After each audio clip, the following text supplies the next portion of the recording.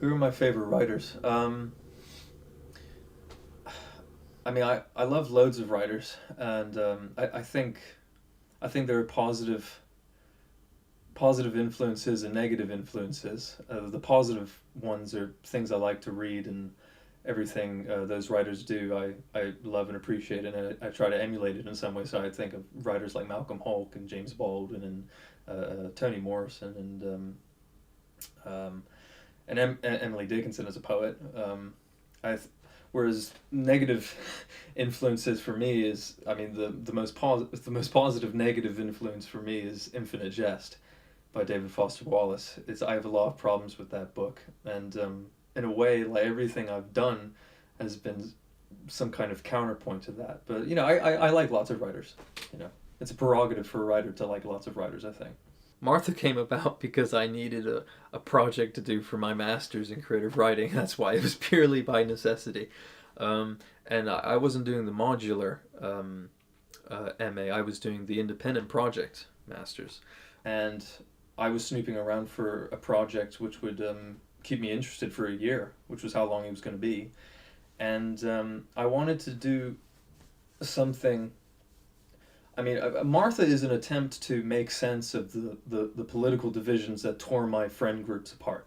Basically, that was the first part of it, and the second part of it was being a foreigner living in the UK and trying to define the United Kingdom for myself, trying to make sense of it. So it was a two-pronged attack, and so I wrote one novel called Mr. Limousine Lost Her Hat, which was all about corrupt politicians in Westminster and kind of hijacking the LGBTQ plus civil rights movement for political ends, which were quite nasty. So I wrote that, and that book was too short, and so I wrote another book about hallucinogenic cannabis in an independent Scotland, and so that was quite Philip K. Dicky, and that book was too short too. And then I thought, well, hold up, both these books are kind of about the same topics, and they take place in the same universe, so to speak, kind of in the future in 2089. And I figured, why not combine them? And so that was what I did. And that majority of that year was spent combining the two novels in a kind of mad rush of, kind of draft after draft after draft and smoothing it out and doing kind of a tone poem type novel. So that was how Martha came about in the beginning. I think I write about the UK despite my being Bermudian, partially because Bermuda is in the British Commonwealth, it's a British territory.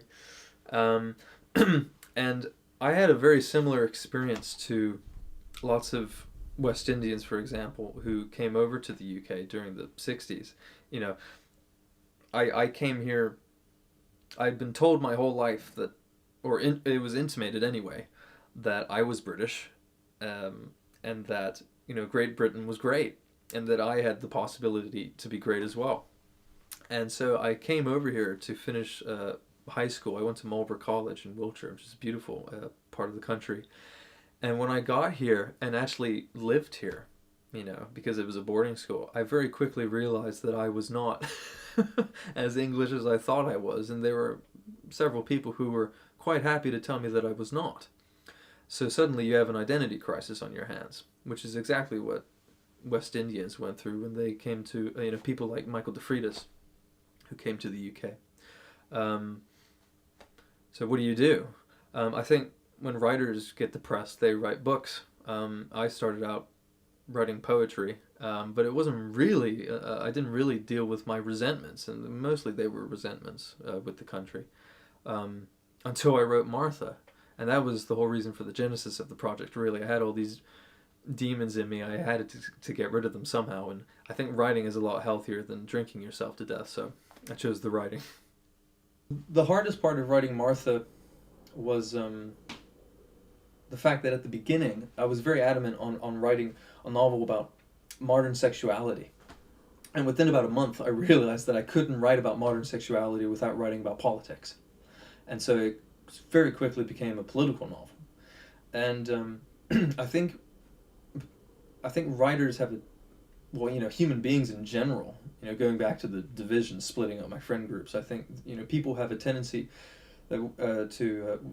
when they do talk about important topics like, I don't know, the rights of gay people, it's very easy to become biased, whether fairly or unfairly. And I didn't want to do that. I wanted to write an unbiased, a novel which was as objective as possible. And of course, I think complete objectivity is a stupid idea. You're not going to get that. But I wanted to create a very balanced book, which was fair, because I think that's the only way you can get any approximation of the truth.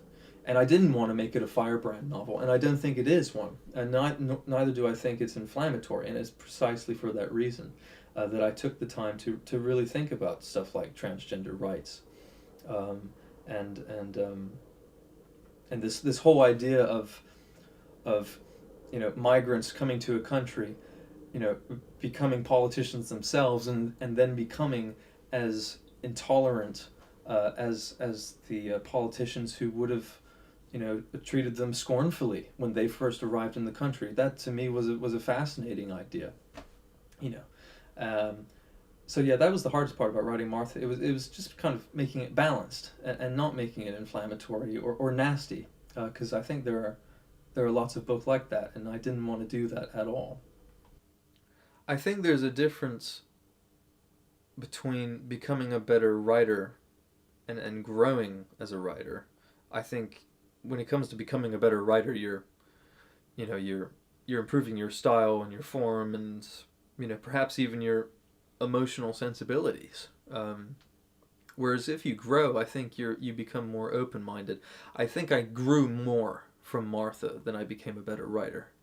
I became extremely open-minded towards lots of different concepts because of Martha, and I think for that, as an experience, it was invaluable.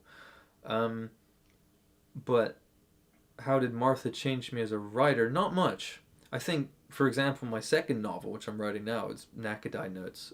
I think that book has changed me a lot more as a writer than Martha ever did, or was possible of doing. For the simple reason that when I came around to writing my second novel, I knew how to write a novel, and I understood that there were certain stages you undertook, whereas when I started writing Martha, I didn't have a clue.